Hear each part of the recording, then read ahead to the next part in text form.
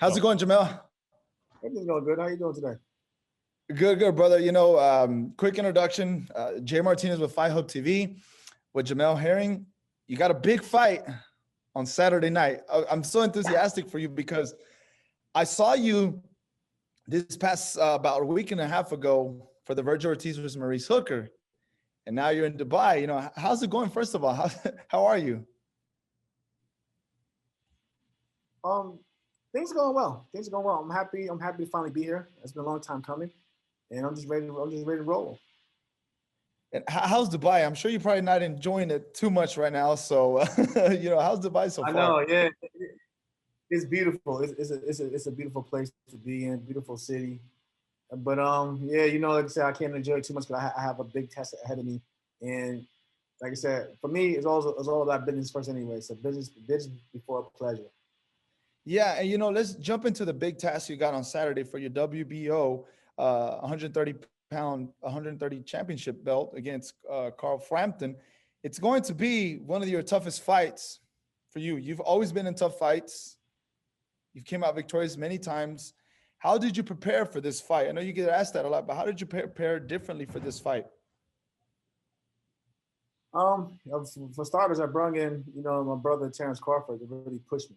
It really pushed me. And having one of the best fighters in the world to stay on your case each and every day, it says a lot right there. But I needed that. I needed that. It's not about me being physically tough. You have to be mentally tough as well to get through those hard, rigorous days and rounds in the gym.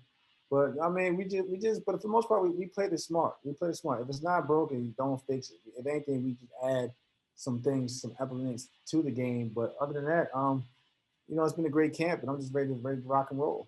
Terence Crawford is one of the pound for pound fighters at this moment in boxing. You mentioned Terence Crawford. Everybody wants to fight him. He gave you a lot of pointers, but what is one of the key details that he told you, focus on this so you can come out victorious on Saturday night? For the most part, he told me how to really dig deep in the trenches.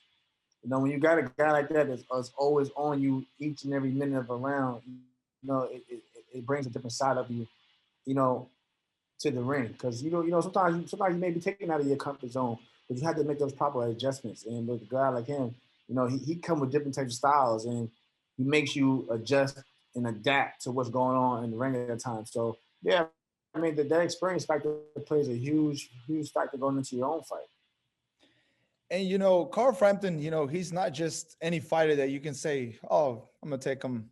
It's just gonna be a walk in the park. I know you don't say that, but Carl Frampton has said that you're his biggest opposition as well. He said not only is the southpaw stance gonna be troubling, but as well his height. Now, those two advantages you have over Carl Frampton, do you feel like that's going to be a huge role coming on Saturday night?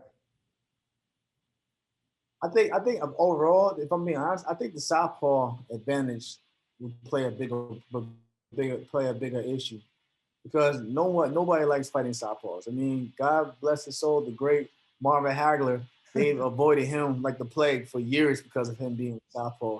So I believe, just that trait, and then being a crafty southpaw will give anybody problems. I mean, you've seen my fights with Masaki Ito and others.